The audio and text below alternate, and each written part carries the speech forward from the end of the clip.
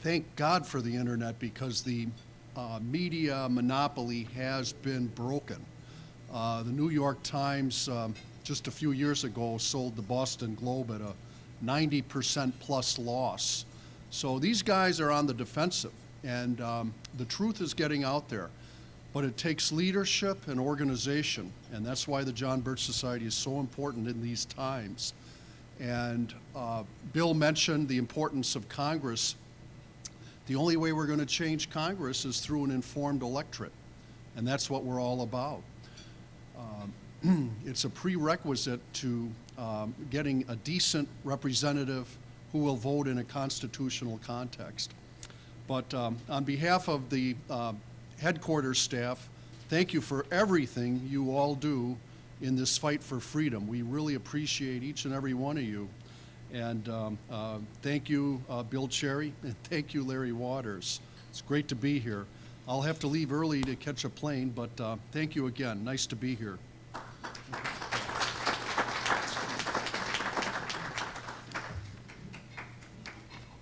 Our project for the month is going to be the continuation of our Support Your Local Police program. And we need to stock up a number of these books, reprints, pamphlets, and pass-outs for you to use. And I'm going to pass the form around because what we'd like is to have a good supply of this material here for you. You helped us with the mailing last month that went out to the State Republican Executive Committee, but we also mailed out to all the Texas state legislatures and state senators and government figures with the September 21st copy of the New American Magazine, the Keep Them Independent issue. And now we need to follow up with work here in the local area. So you make all this possible. I'm going to pass the project form around. If you want to write a check, just make it out to Seminar and put it on the clipboard. If you want a billing, just put your name on the sheet and your address and check off how much, and we will be happy to send you a billing. So if we'll start passing it around on this side. And we thank you again for all the things you've helped make possible for us that we've been doing. And we got a lot on the drawing board that we need to get done.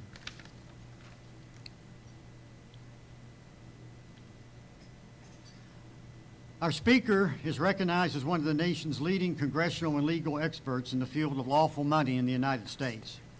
He's been called by several state legislatures and subcommittees, including the states of Utah, Texas, and Idaho, to testify and educate about the constitutional and statutory lawful money requirements of the United States. He helped with the Texas Gold Depository Bill, which I know many of you had a deep interest in, that passed during the last legislative session. He will be talking about the dollar and how it interrelates to the United States constitutional requirements. And his presentation will answer many questions about the current monetary system of the United States and the constitutionality of such a system. And we have a Q&A after it. I'm proud to present to you a Texan from East Texas, Mr. Tom Selgas. Thank you, Bill. Thank you, Bill.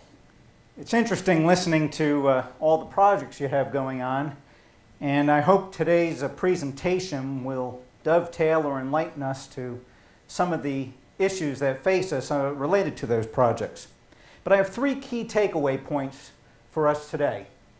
One, we have two great constitutional powers that are unrecognized because of our normalcy bias, which has allowed 5 Keynesian myths to replace our constitutional free market system. Now this sounds like anyone who's been in economics before, all that's taught in schools these days is Keynesian economics. And how can this be? Well, let's take a look. First and foremost, there is the power of the purse. Congress has the right to coin money, and Article 10, or Article 1, Section 10, guarantees the states will make sure that nothing but gold and silver coin or a tender in payment of debts. Now, the only place I know where that has kind of resurrected itself today is in Utah. That happened a few years ago in their law. We have a gold depository bill, but I have firsthand experience buying property in East Texas using $10 American coins. Texas doesn't like to acknowledge that gold and silver can be used as a tender in payment of debt. The second power is the power of the sword. Congress shall provide for the calling forth of militia to execute the laws of the Union. We have this whole thing about policemen and police and support our local police. Well, frankly, if you want a free state and not a police state, then we need to reconstitute the militias of the several states. Think about it a moment. I don't have a problem with local police forces and stuff, but we the people are responsible for our own safety, security, and freedom, not some police force. And second of all, they have the duty to provide for the arming and disciplining of the militia. Now, these powers are often misunderstood. Within the power of the purse, there is this concept of the power for free coinage of silver and gold coin. What does that mean? Well, Congress had the right to coin money. It didn't say they had the right to go dig up on people's property and stuff. It was our right to bring in copper, nickel, silver, gold to the mint. They would assay it. They would certify it with its stamp by minting it, that it was of a certain value and finesse, and it would then enter the market. The government would keep a little bit for itself for doing the assaying and the minting process, and the owner of the coin would get the coin back. And that allowed for a free market system.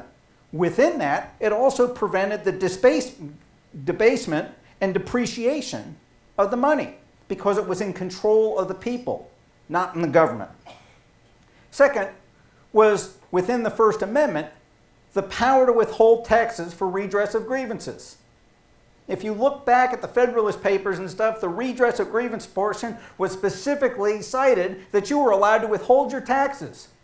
You can put them in escrow. Well, that doesn't do any good today because if you put them in escrow, the IRS will still collect them from the bank just like that.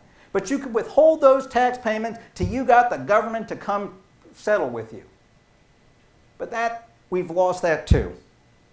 And in the power of the sword, there was the power to people to be armed and trained as well as any standing army. I know people say, oh, we need to get rid of this, we need to get rid of that. Our founders were fearful of government. The only thing we have to fear is government, not fear itself. That should have been the line. And then we have to have a respectful fear to prevent the rise of a tyrannical government. And that's what we see today. We're talking about socialism.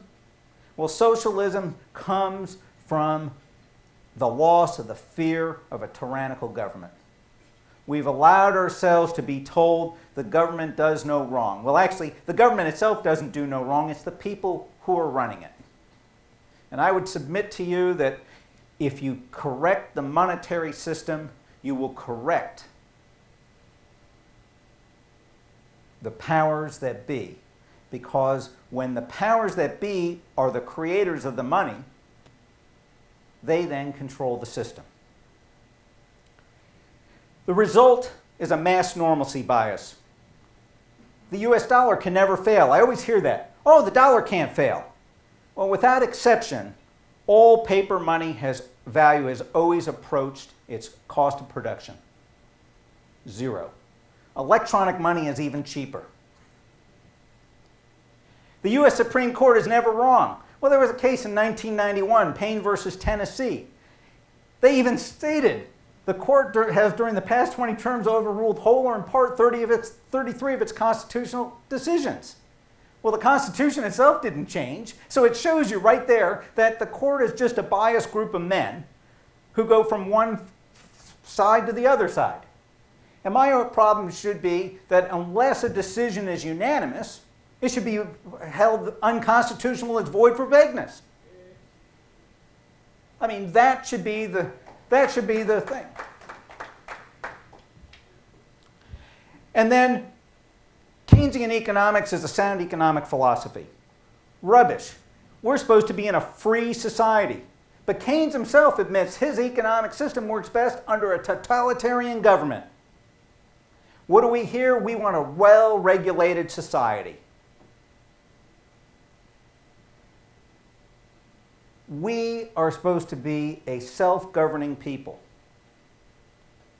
We're supposed to have as a basis and fundamental understanding God's law.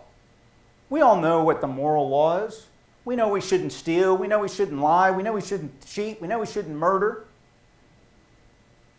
But in today's society and what we see happening, that has gone out the window. And they want to enforce a totalitarian government. I want to spend a little time now looking at these 5 myths of Keynesian economics.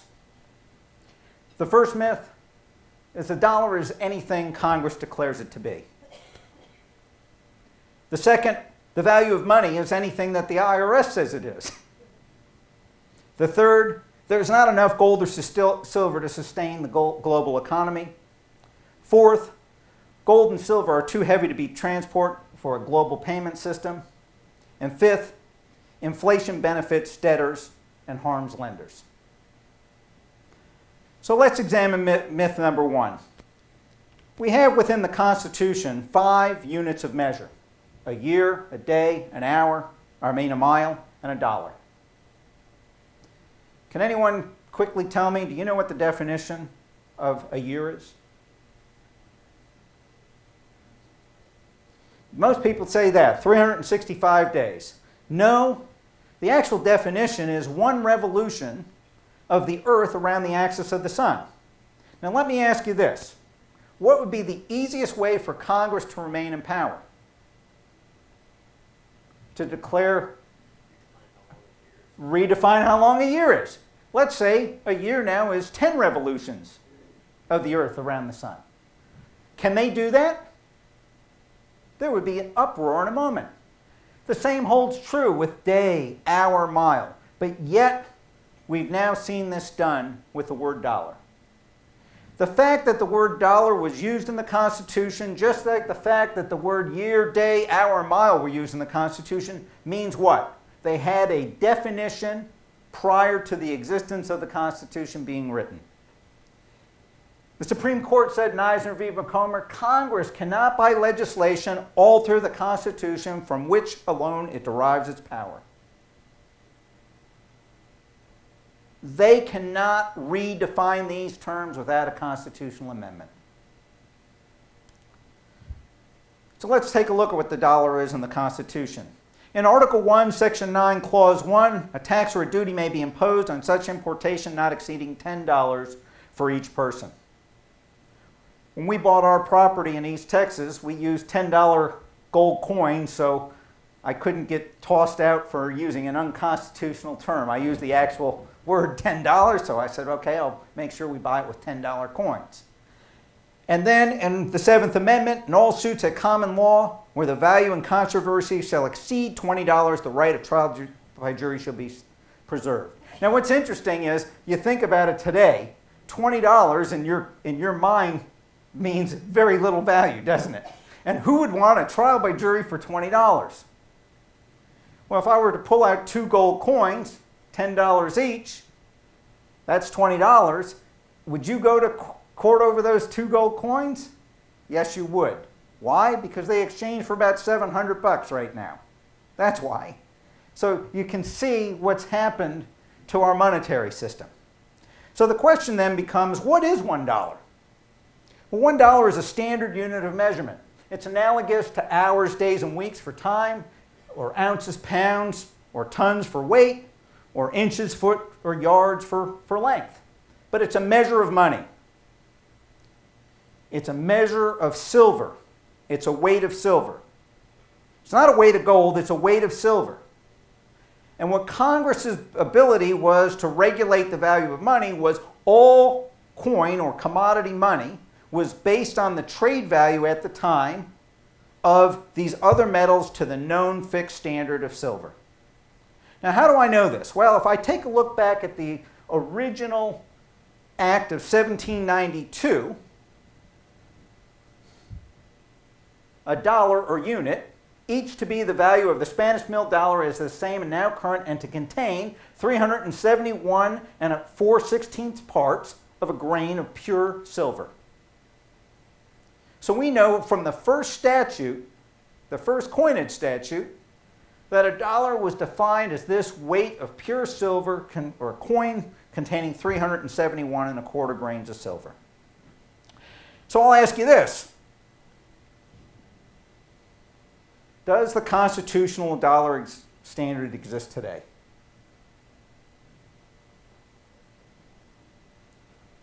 Yes. How do I know this?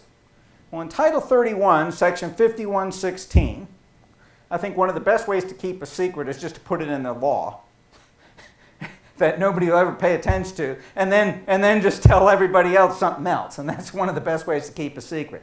But the Secretary, meaning the Secretary of Treasury, shall sell silver under conditions the Secretary considers appropriate for at least 1.292929 a 5 troy ounce. Now that is a weird number to say 1.2929 a 5 troy ounce. Well, that number actually derives itself from the constitutional dollar. 1 troy ounce equals 480 grains. $1 equals 374 and 4/16, or 1/4 grain. And if you take 480 divided by 371 and a quarter, you come up with that irrational number of 1.292929. So the Secretary duty for the dollar comes right, and it's thrown right in the law, shows that he has a floor minimum of silver that he must maintain for the dollar unit. Now, Congress's responsibility, as I already mentioned, was to ensure that based on the market conditions, so for instance, this is a penny to silver, 100 pennies equals $1. So we know if we had 100 times the market value of $1 in copper, that would be the weight. And so our founding fathers, believe it or not, we were the first ones to put a date on coins. And we put a date on coins because that way we'd know what the value was at the time they regulated the money. And it was also, the law was we weren't allowed to melt it down in case the market conditions did. Only Congress could redo that. So at the time that the die was cast and the coin was minted, that represented a fair equal exchange value between the current price of copper to silver, or in the case of gold to silver, and an eagle was the unit of the gold coins. Eagles were denominated in dollars, but they were actually called eagles. And the act that we'll look at in just a few moments, that Ronald Reagan signed into law, the gold coins are eagles, and I know people today call them silver eagles, but they're not a silver eagle. It's the silver liberty. It's the Liberty dollar. Those are dollars, but the gold coins are eagles, and they're minted again with, in theory, the exchange rate between the gold and silver coin. So Congress has the responsibility to regulate all these values known to the pure fixed standard of silver. Now, the Supreme Court, in a case, United States v. Marigold, and I know I get a lot of people say, oh, this is an old case in 1850. Well, you'll see it's been cited here recently. And the Supreme Court said Congress appertain rather to the execution of important trust invested by the Constitution, namely the trust and duty of creating and maintaining a uniform and pure metallic standard of value throughout the Union. We are supposed to have a fixed standard metallic value throughout the Union. If the medium which the government was authorized to create and establish could immediately be expelled and substituted by one it had neither created, estimated, nor authorized, one possessing no intrinsic value, then the power conferred by the Constitution would be useless, wholly fruitless of every end it was designed to accomplish.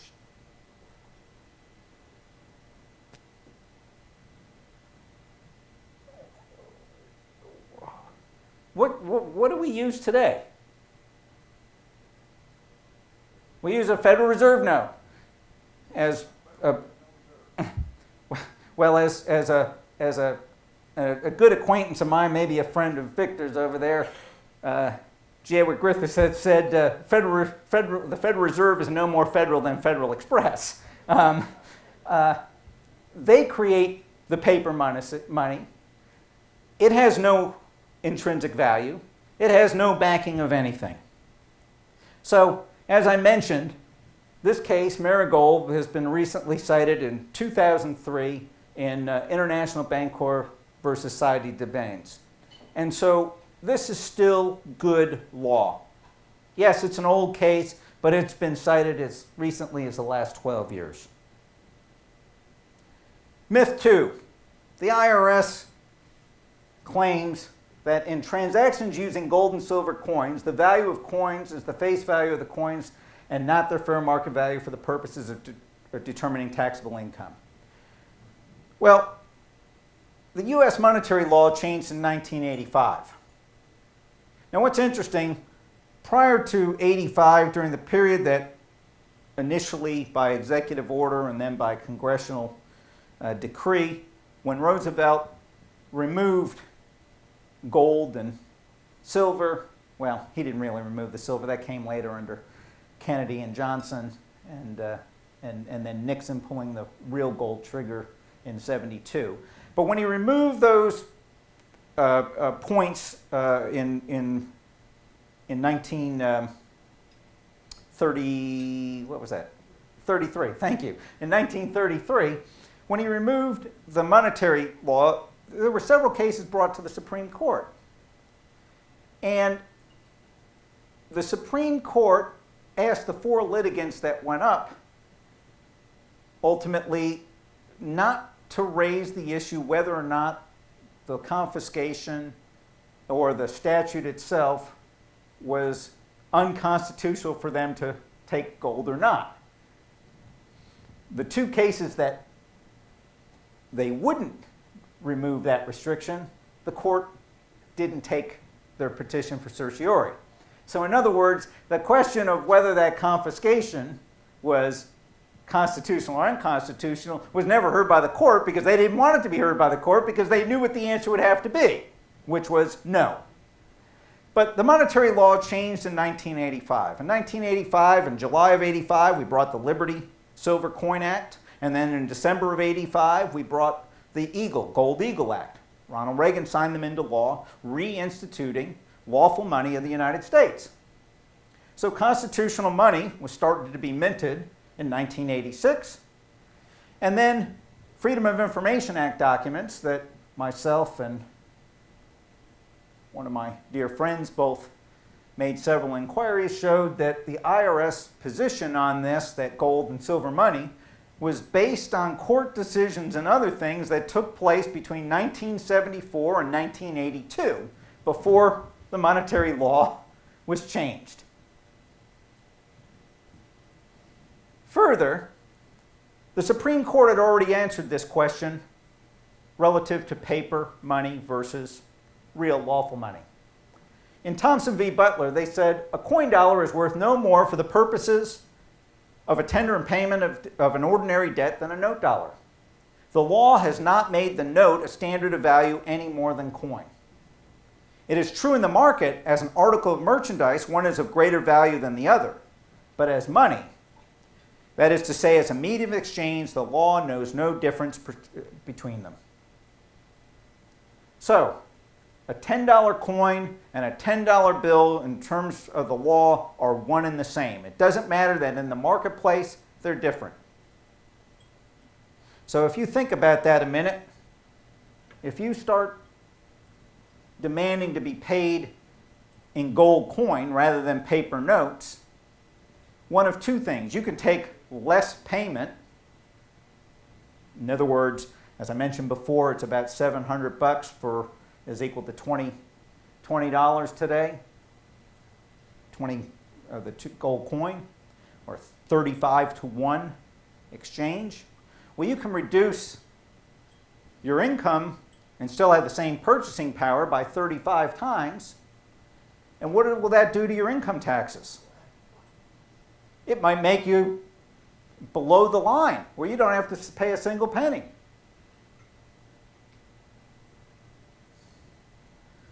The Thompson v. Butler decision was upheld as recently, and it's not showing up here on the screen there, but in 2008 in the Crummy versus Klein Independent School District.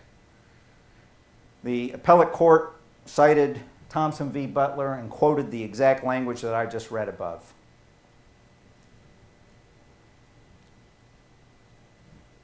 Federal Reserve notes, it says up at the top, which again is off this screen, Federal Reserve notes are not dollars or lawful money.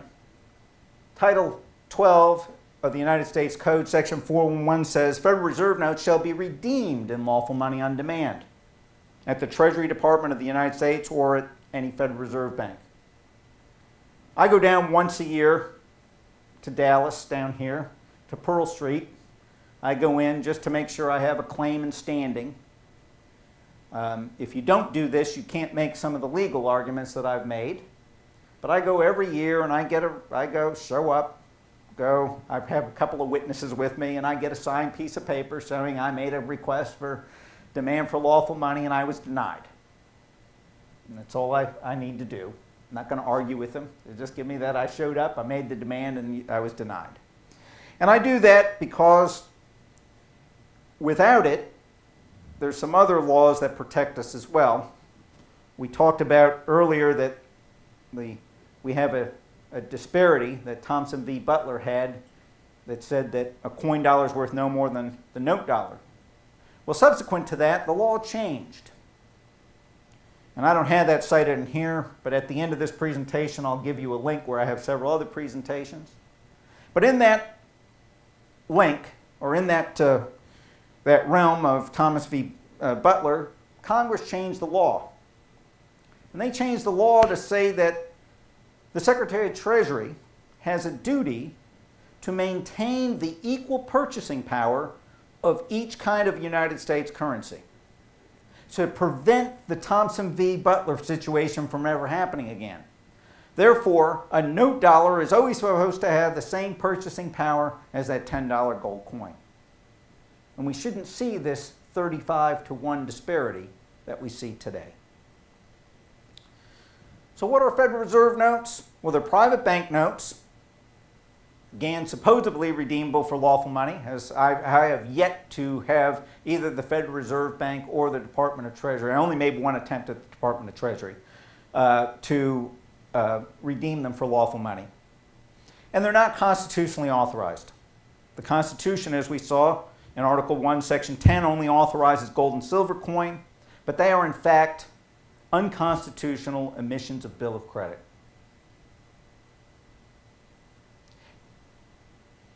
If you do a search for legal tender status on Google, you'll come up with the Department of Treasury website here, and it goes through some language, but one of the things that it says is Federal Reserve notes have no value for themselves. Again, what did Marigold say? Money needs what? Intrinsic value. Well, this has no intrinsic value, but for what they will buy. So let me ask you this. If 350 $1 Federal Reserve notes exchange for one currently minted $10 coin, what is the market value of the transaction? Exactly right. But the IRS would like to pervert this and do anything they can to ensure that the transaction is anything but $10. What's also interesting is in this they admit, in Section 411 it said, Federal Reserve notes shall be what? Redeemable for lawful money on demand. Congress has specified that the Federal Reserve Bank must hold collateral equal in value to the Federal Reserve notes that the bank receives. This collateral is chiefly gold certificates. This would meet the requirements of Section 411. The redeemability, they're supposed to have at least gold certificates on hand. But they will not depart with any of that. They want us to be a bunch of stooges and go away happy and dumb and believe that you're going to be fine carrying those pieces of paper. Or now, your smartphone with electronic units on them. Now, what's also interesting is our government admitted that Federal Reserve notes are unconstitutional. And by the way, on my website, I do have the whole Gold Commission report online, so you can download it and look at this yourself, or you can go to the Library of Congress government printing office and get a copy.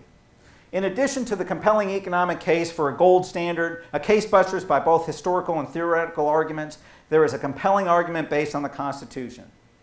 The present monetary arrangements of the United States are unconstitutional, even anti-constitutional from top to bottom.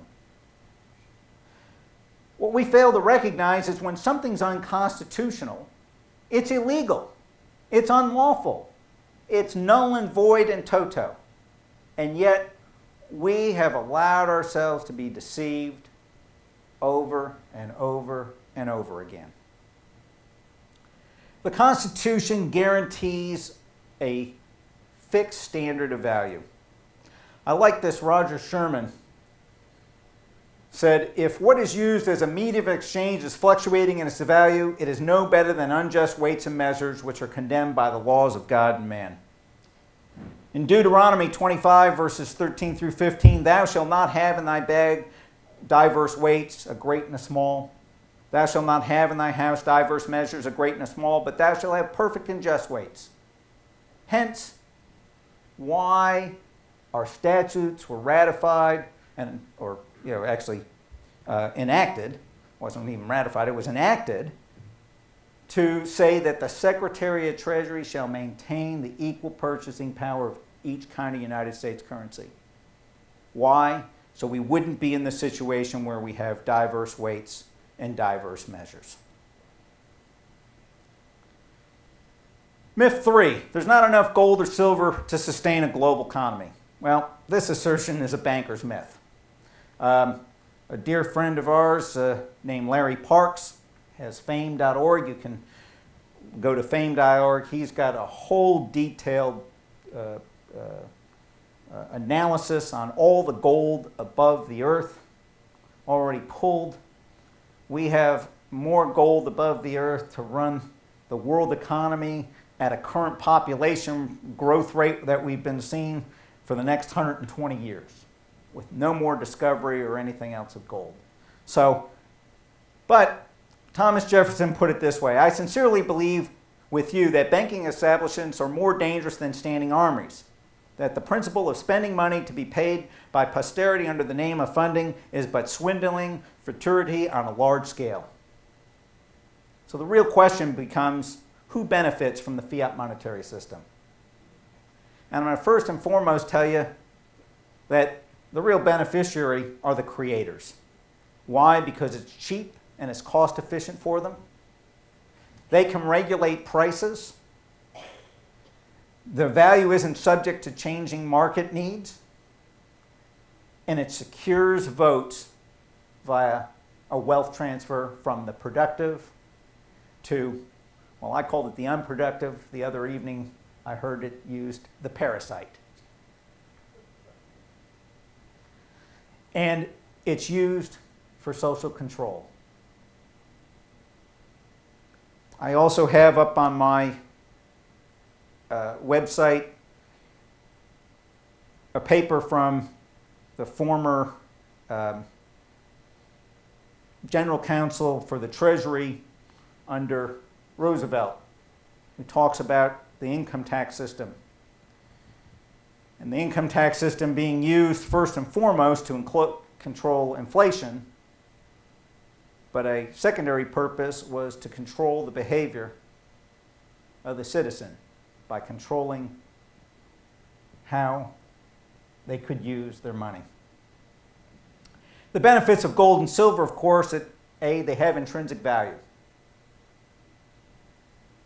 It conveys property title to the bearer. You're getting something of tangible value, something that took a lot of work and effort to produce.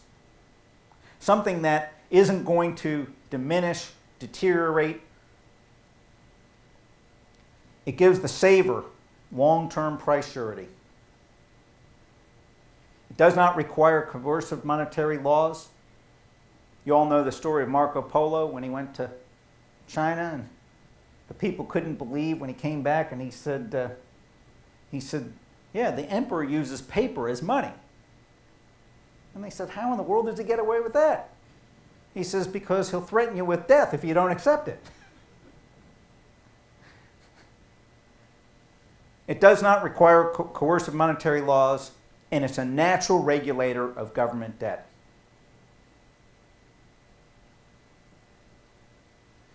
And last, I want to take a little bit of time to look at what are the effects of using the fiat currency.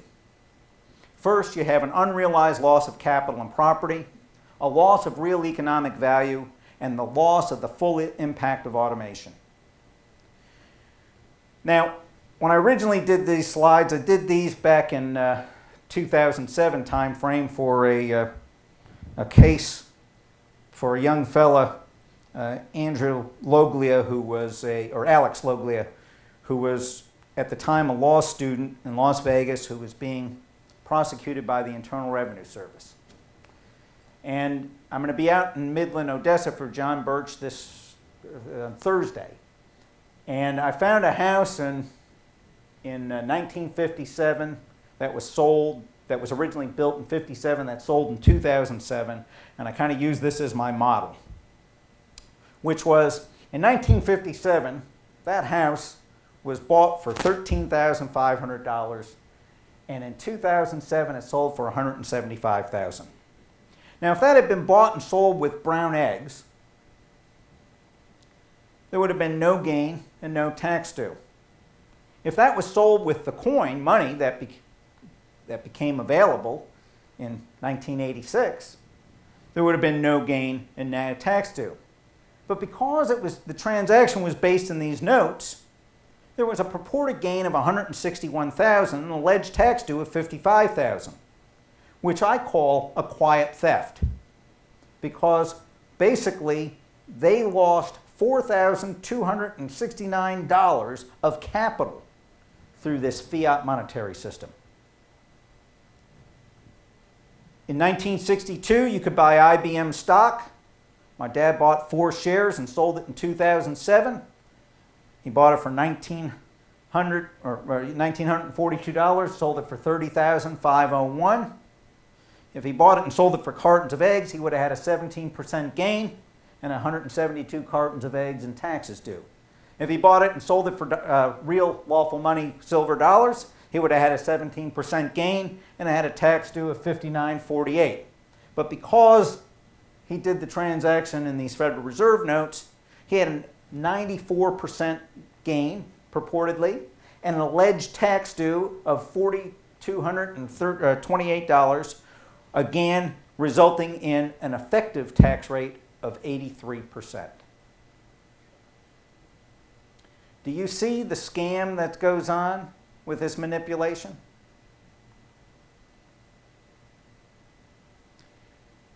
And the last thing I'd like to look at is the loss of the full economic impact of automation.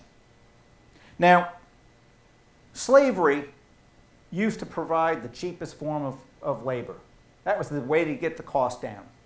When slavery was made illegal and unconstitutional and every other thing, actually it's really not unconstitutional. Slavery is still allowed if you're a convicted felon. Okay, most people may not be aware of that, but if you look on your 13th Amendment, you'll find that the slavery is still allowed if you're a convicted felon. And that was because that was the way you were supposed to make restitution, not to be put in jail, but to work for the people you injured to recover what was lost. Anyway, today we have automation. And automation allows us to drive down the cost of goods and services to their ultimate lowest cost, and our sales price should drop. However, one of the problems is that lower cost of production often results in lower revenue. Thus, to increase the revenue, the manufacturer either has to increase the sales or add more features to maintain a revenue level. And so what ends up happening is they use inflation to give the appearance of increased revenue, while the bankers reap this unearned profit. And so you get an inflated sales price when the cost of the units, and the biggest proponent against the biggest how do I want to say this? A man I used to work for, Gordon Moore at Intel, destroyed part of this argument for the semiconductor and electronic business. Because Gordon looked at this type of scenario and said, we can do better than that. I can drive the cost of a semiconductor down by twice the price and add twice the features every 2 years. We've now kind of converted that, but it became Moore's Law. You may have all heard of Moore's Law, but the computer industry, look at what you get for the price you get versus the automobile. And I'm going to look at the example of the automobile here. In 1965, you could buy this Ford convertible for 170 cubic inch displacement, drum brakes, bucket seats, no air conditioning, and an AM radio, but it was a convertible. And man, how many of you wanted that car? That's right.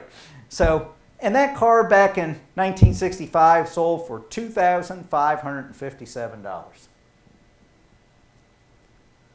Today, you can get the 2007 Ford Mustang convertible with a 4-liter, 210 horsepower, 6-cylinder engine, ventilated disc brakes, bucket seats with airbags, air conditioning. How many of you prefer air conditioning over no air conditioning? And 120-watt stereo with the iPod input. And that goes for a whopping $31,700. But what's amazing, that if you bought that with silver coins, the price of that car hasn't increased. The price of the Ford vehicle hasn't increased. What has increased is automation and technology have driven down the price of that car to allow you to get these new features at no additional cost. And we've missed out on that. We, the public, as savers, have missed out on that. The fourth myth, gold and silver are too heavy to transport in the global payment system. Well, if that were the case, my dad used to be a vice president of Eastman Kodak. And as far as I know, they didn't have any factories in Mexico or Peru. I knew where they were in most of Asia, Europe, and America, and I don't know of anyone that they hadn't. And Fuji for sure didn't have anything in Mexico and Peru. But yet, Mexico and Peru were the biggest silver providers for the film market back in their day. iPhones today, or your Samsung smartphone, they're not built in Mexico and Peru. And there would be no need for net 30 terms when using this electronic currency. Right? Everybody wants net 30. Why? Money's supposed to move so rapidly. So this here is a load of rubbish. The reality, gold and silver are transported all over the world every day for medical, automotive, consumer electronics devices without any complaint whatsoever. And then the fifth myth is inflation benefits debtors and harms lenders.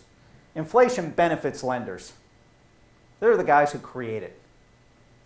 They get the first use of the money. As the first user of it, because it's created out of thin air and creates more debt in the process, they get the highest value. It's the poor minimum wage worker at the end of the day who gets the least value. It always hurts the depositors. Many people still aren't aware that when you deposit money into a bank, it's no longer yours. It doesn't belong to you. You've given your right up. You become an unsecured creditor, the last person on the list. Britt, you look stunned. Don't worry. Some other people couldn't believe that until very recently. But you do not own your money in the bank. You are an unsecured creditor, the last one on the list, and that has been the case in United States law since the 1830s. The Supreme Court said that back in 1830, and it's continued ever since. So, the question is, what should you do? Don't panic. Prepare yourselves, educate yourselves, and practice discipline. Buy a farm. You may laugh at this, but I did.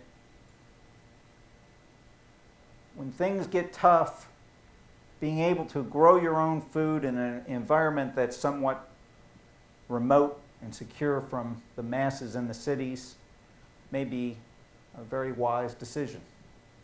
What you find is, if you look at the charts of how military actions and things or uprisings move, 50% of the people during these turmoil times only go 6 miles.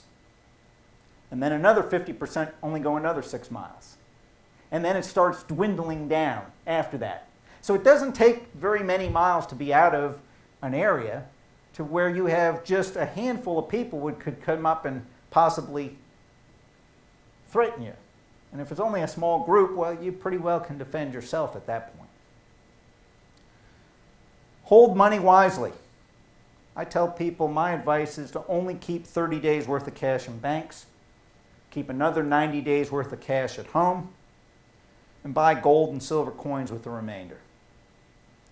Now the disadvantage, I personally don't like silver that much because it's about nearly 70 times the volume to hold it is nearly 70 times that of gold. So a silver, I have some coins that I can show you later, but a silver dollar is roughly one silver dollar versus one $50 coin, both 1 troy ounce, has 70 times more, it takes up that much more space per usable unit. Get to know your neighbors. Know their strengths and weaknesses. Help them when they need help, and don't be bashful to ask them for help. You know, it's funny, when you work with a neighbor, especially on a farm, and I wasn't brought up on a farm, I was a city slicker. So I relied a lot on neighbors for a lot of advice and everything else, and I tell you, when you do that, it ends up building a network. And we have a network in our area where we each know each other's skills, who can do what, who to call when, and it's wonderful. Arm yourselves. Get training, not just a concealed carry license. Practice often, and buy ammunition. And then lastly, take a first aid class. Learn first aid and CPR, and practice, practice, practice. What should we do collectively? Well, get our states to exercise its sovereign duty to make gold and silver coin a payment and tender in debt. We have another bill that I'm hoping that the governor will call a special legislative session, because we have a companion bill to the gold depository bill, which will recognize the American Eagle, and for that matter, any gold and silver coin anywhere minted in the world, as legal tender. But the values will always be valued back to what the constitutional dollar was if Congress hasn't put a value in place, or if there is a value, which today there is, in Title 31, Section 5112, A7, 8, 9, and 10, and Section E define the gold coins and the silver coin, and to enforce fully enforceable, or enact fully enforceable gold clause contract laws. One of the problems today is the courts will pervert the laws whenever they can, and you can't give them any leeway to do that whatsoever. We need laws on the books that dictate to the court that the only way to fulfill the obligation of this contract is to pay with gold. You can't substitute with anything. So we need to do that. We need to implement a dual monetary system. I think everything should be priced both in the green notes and in real lawful money units. Why is that? Because that'll give a little leeway or time to transition from the one currency system to the other. I know a lot of people say, get rid of the Fed, get rid of the Fed. Well, if you got rid of the Fed today, there would be utter chaos. Why? Because we don't have the alternate monetary system in place, and people don't have the necessary means to get there quick enough. So what you do is you do like Europe did with the euro when they transitioned. My wife and I happened to be there in Spain when they did that transition from their Passata to the Euro that day, or that weekend, or that week, and so I got to see the transition, how well it worked. It's why in December 26th or 7th through the 31st, everyone spending all their Spanish coins as fast as they could, because the coins weren't going to be redeemable after that. Only the notes would for another week after that. But the coins, so everybody was spending all their coins. I don't want any coins, I want notes back, and give me the notes. And so they had this fast and furious, but it worked. They were able to transition. And so we can do the same thing, but the transition isn't from one form of fiat currency to another. The transition is to take us back to constitutional money. And so price all goods and services for a 24 to 36 month period in both currencies, with a cutoff date, a sure cutoff date where everything will cease to be priced in Federal Reserve notes. And then implement lawful money state banks. Have banks that are responsible for holding gold and silver. We have the first step here, the Texas Depository, but the depository allows you to deposit it. It doesn't allow, if you want to earn interest on that deposit, it doesn't allow for a lending mechanism. And banks do what? They lend, and there's risk involved. And we can go, I don't want to get in today to the whole banking discussion, but you need to have some form of lawful money banks where people can borrow this new currency, or I should say, the constitutional currency. So again, we have a duty to hold our legislators responsible. We need to have them reinstitute their duty to make nothing but gold and silver coin a tender and payment of debt. That's the end. I'll put up here a link to several websites I have for more information, and I'll take any questions at this point. Yes, sir? Back in the 1960s and 1970s, there was a theory called the Cashless Society. Don't know how familiar you are with it, but as an undergrad and as a graduate student, I had professors who were promoting that idea. And I'm sorry if you are familiar with that term. I think I see it being seen in the back door in the electronic forms of money, and different forms of credit cards and Bitcoin and other things. Whether you agree with, or am I giving you a term that you haven't used in a long time? No. Well, the cashless society is where they want to go to. Federal Reserve notes are even too expensive for them to create. They'd like to be able to just to get on the keyboard and, oh, let's see, I'll add another zero, and I can create money out of thin air. So the issue becomes one of a combination of the electronic monetary systems has some benefits. There's a convenience and other things. And there's a group of people over here that I know, and I know some of them are mutual friends with a gentleman named James Turk. And James, I can't think of what his new company's called. Do you remember? Anyway, James Turk used to have goldmoney.com, but he owns several patents related to what he calls electronic gold.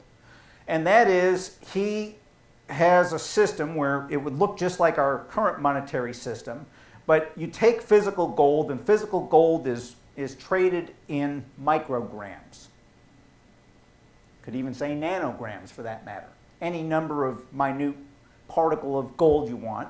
And the value is they are audited every 90 days to ensure that the physical amount of gold that's being used and spent on the balance sheet is there. And that's the real key to any of this, is a proper audit trail to use for any electronic means to make sure that somebody on the back end isn't doing a fractional reserve type banking system. Yes, excuse me.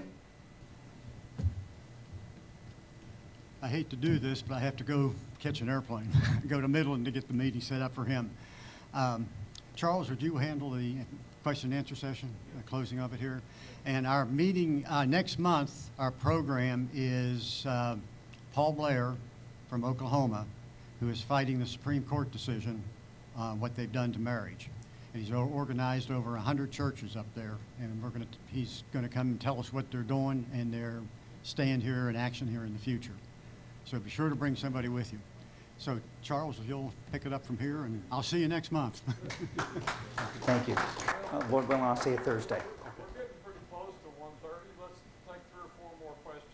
Yeah, I saw the gentleman in the back, yes.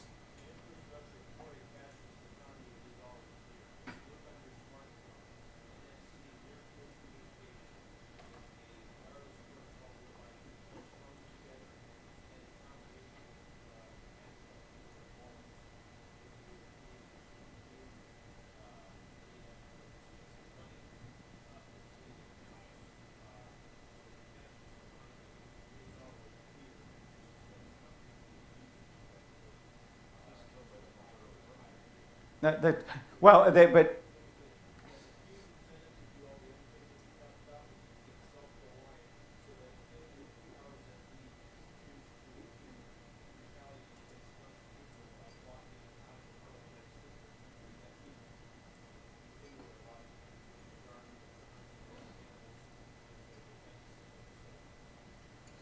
and there was a comment just made, which is correct. All those electronic units still resolve back to the Federal Reserve unit, banking system, monetary unit. Yes, ma'am.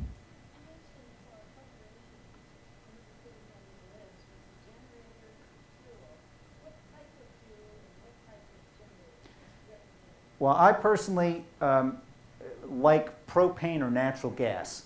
And the reason for that is their shelf life is basically infinite.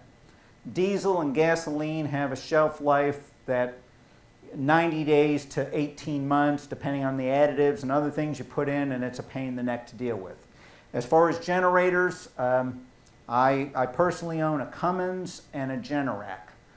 So I own a Cummins, you know, the big Cummins diesel people I own, but they also make a natural propane gas generator and a Generac generator. So I personally own those. I have an aunt who has a Kohler, and I have a cousin that I installed a Honeywell for. So I've used all 4. They all seem to be as good as the other, whatever.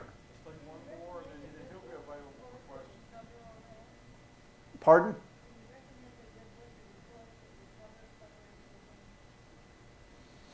Frankly, no. I probably need to write one. Yes. You mentioned about at least, my guess, a half a dozen to a dozen unconstitutional acts that are committed today that our Congress doesn't object to for some reason. Right? Now, is one of the reasons is that if you bring an action, for example, using the gold coin and silver coin part of the Constitution, that the federal justice system does not allow you to win, and therefore the whole system is corrupt. Would you say that's true? I would say that's definitely true. And what's funny is this is nothing new. During the Articles of Confederation, before the ratification of the Constitution, I have a presentation up on this first site, mpn.net. If you look up lawful money, you can see the quote from George Washington to Humphreys. And he talks about the people going after the federal judiciary. The people were going after the justices because they were in the hands of the money men, which is what we see today. Justice Breyer recently was on CBS Sunday morning program within the last 4 weeks. And he specifically said that the Supreme Court has to make unconstitutional decisions. Okay, they have to get them wrong to prevent any kind of uprising. And what he was alluding to was that Christians are passive people and these other people are violent. So we'll make the decision for the violent people because we know the Christians won't uprise and there won't be any violence. Now, when you see that, you see the perversion we have in the law. And reason I brought up the Payne versus Tennessee, actually in footnote 1 of Payne versus Tennessee, they said in the last 20 terms 33 cases were overturned. Well, in footnote 1, they list 119 cases that one of the justices says, well, I know at least these 119 have been overturned without any constitutional amendment. Okay? So what we have is we have a group of men or women who are a bunch of political hacks running our justice system. That's what they are. And the only way to stop the situation is twofold. One is there's an organization called Fully Informed Jury Association. And they've been trying to get the citizen to understand their responsibility. To get out of their mindset, the judge said. Who cares what the judge says? Look at what the constitutional law requires. Look at the Constitution first, and if the law is outside of the Constitution, it's null and void for vagueness. Judge, I don't care what you say. That's the reason we have juries. So we need to look at that. And second of all, we need to make sure, I'd love to have a constitutional amendment that says unless it's 100% of the court agrees on this, it's unconstitutional and void for vagueness. It goes out the door. All right, thank you.